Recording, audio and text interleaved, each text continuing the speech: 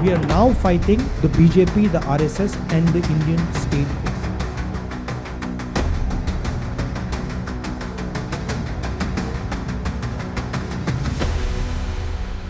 ये राहुल गांधी हैं, कुछ बोले और विवाद ना हो, ऐसा कैसे हो सकता है। ये पहला मौका नहीं है जब राहुल गांधी अपने बयान पर घिरे हैं। कांग्रेस नेता ने कई बार ऐसे बयान दिए हैं जिन पर देश विरोधी होने का आरोप लगा है। अब की बार उन्होंने भारत से लड़ाई की बात की है। हो सकता है कि वो सरकार की बात कर रहे हों, लेकिन उन्होंने जो शब्द इस्तेमाल किया उसका मतलब बहुत बड़ा है। नमस्कार, मैं हूं रितिका यादव और आपका स्वागत है हमारे डिजिटल प्लेटफॉर्म पर। कांग्रेस नेता और लोकसभा में नेता प्रतिपक्ष राहुल गांधी के एक बयान पर सियासी घमासान शुरू हो गया है। राहुल गांधी ने बुधवार को कांग्रेस पार्टी के नए ऑफिस के उद्घाटन के मौके पर कहा, कांग्रेस केवल बीजेपी और आरएसएस से नहीं बल्कि इंडियन स्टेट से भी लड़ाई लड़ रही है। आइए सुनते हैं कि क्या कहा राहुल गांधी ने। Do not think that we are fighting a fair fight. There is no fairness in this. If you believe that we are fighting a political organization called the BJP, that we are fighting a political organization called the RSS, you have not understood what is going on. The BJP and the RSS have captured every single institution of our country. We are now fighting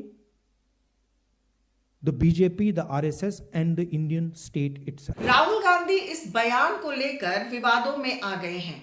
उनके इस बयान पर BJP हमलावर है, हर तरफ जमकर आलोचना हो रही है।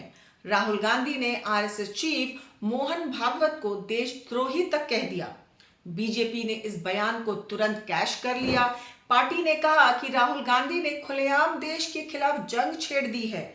विवाद बढ़ने पर कांग्रेस की तरफ से उदित राज समेत कई नेताओं ने सफाई देते हुए राहुल गांधी का बचाव भी किया, लेकिन जो डैमेज होना था वो हो चुका। आइए समझते हैं राहुल गांधी ने क्यों दिया ऐसा बयान, उनके बयान के क्या है मायने, आखिर उनकी लड़ाई इंडियन स्टेट से कैसे है। क्या सरकार और पार्टी के खिलाफ लड़ाई को देश से लड़ाई का नाम देना ठीक है? क्या संघ प्रमुख मोहन भागवत का बयान वाकई देशद्रोह है?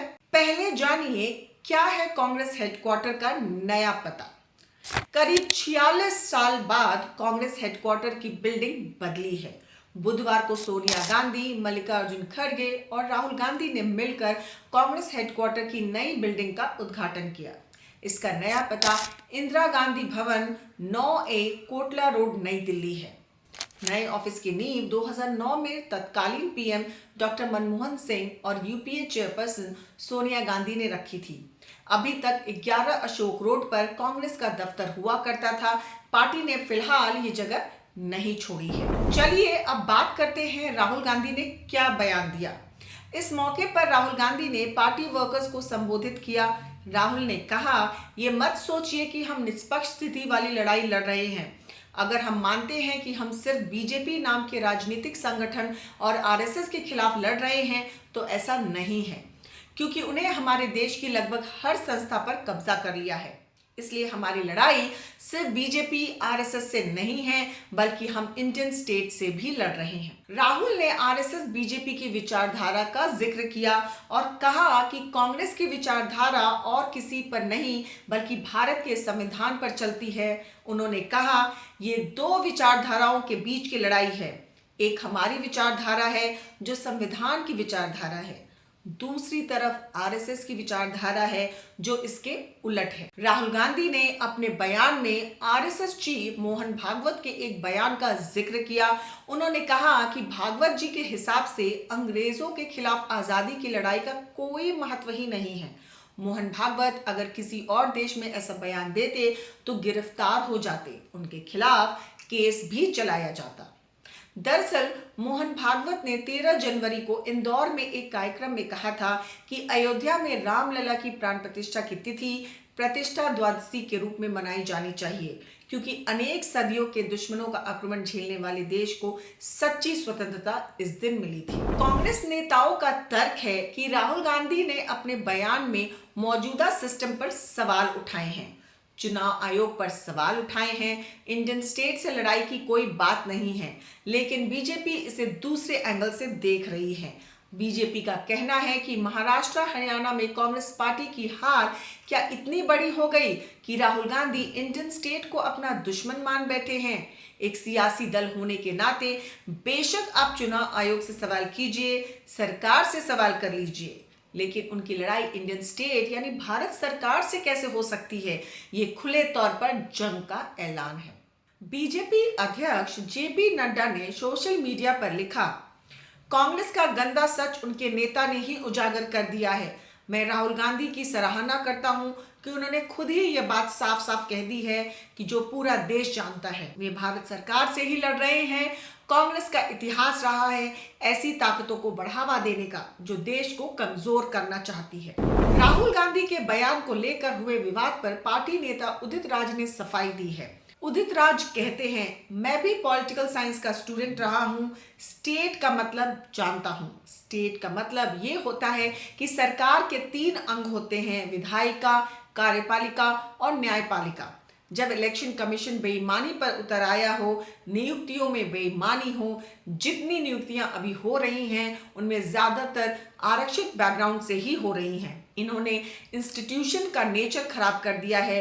राहुल गांधी ने इसकी बात की है, उन्होंने इन जगह को क्लीन करने की बात की है। उदित राज आगे कहते हैं, 2014 के पहले इलेक्शन में पॉलिटिकल पार्टी दूसरी पॉलिटिकल पार्टी से लड़ती थी, लेकिन अब ऐसा नहीं हो रहा है। अब इस सिस्टम को इतना खराब कर दिया गया है कि इसका बीजेपी करण और आरएसएस करण कर दिया गया है। राहुल गांधी ने उस बात को उठाया है। राहुल गांधी ने कंट्री और भारत नहीं कहा था, उन्होंने स्टेट कहा था। गवर्नमेंट और स्टेट में फर्क है। राहुल गांधी ने इसमें कम्युनल ताकतों से लड़ने की बात कही थी। कांग्रेस नेता कहते हैं, धरती पर जो आया है उसे एक न एक दिन जाना पड़ेगा। आखिर किस लिए इतना झूठ बोला जा रहा है? राहुल गांधी अपने बयानों की वजह से विपक्ष को हर बार मौका दे देते हैं उन पर और उनकी पार्टी पर हमला करने का। वो फिर अपने इस बयान को लेकर बीजेपी के निशाने पर आ गए हैं। कांग्रेस के युवराज ने ये बयान देकर सेल्फ गोल कर लिया है। अगर आपको हमारी ये रिपोर्ट पसंद आई हो तो बने रहिए हमारे साथ, क्योंकि खबर के हर चौराहे पर पोस्टमैन आपको मिलेगा सत्य के संदेश के साथ। जय हिंद, जय भारत।